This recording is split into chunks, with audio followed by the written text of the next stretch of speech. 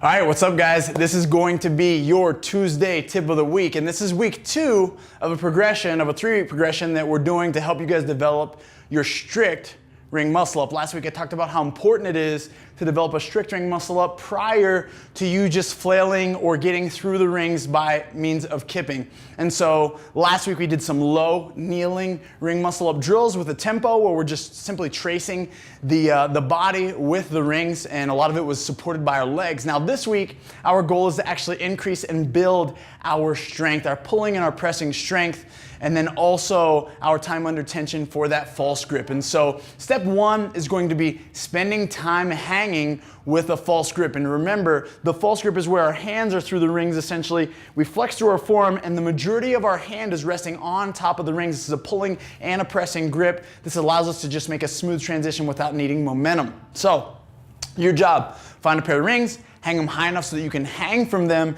and you really want to accumulate time in this false grip. A couple ways to do this is to do 2 to 3 sets of maximum time. So whenever you feel like you're losing the grip and starting to slip away, drop down, rest 2 to 3 minutes and repeat that 2 to 3 sets. Or you could even implement this through a series of timed on and off efforts. Something that's a good place to start is like 10 seconds of a hold, 20 seconds of a rest, 8 rounds. This is essentially a reverse Tabata. You build time under tension here, and eventually you can do that with several different time domains and grow clearly the amount of time under tension. The next step is a false grip, strict, chest to ring, pull up.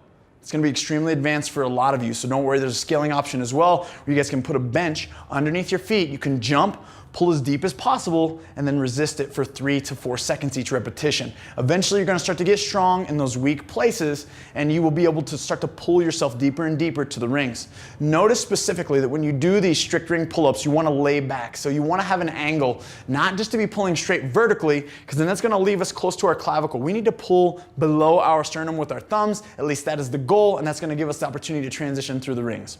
Lastly, guys, we're going to go through a ring dip with a pause. And so the goal here is to start with the support position where our elbows are locked out, lower ourselves with control, accumulate 3 seconds in the deepest, darkest position of the ring dip, and then drive up. Now, if you have the strength to press up with just your arms, do that. If you're not quite there, I want you to spot yourself only on the way up. So try to lower yourself on the way down and hold it without using your legs. Place 1 or 2 feet on the ground and stand up as little as possible with your legs using the majority of your arms.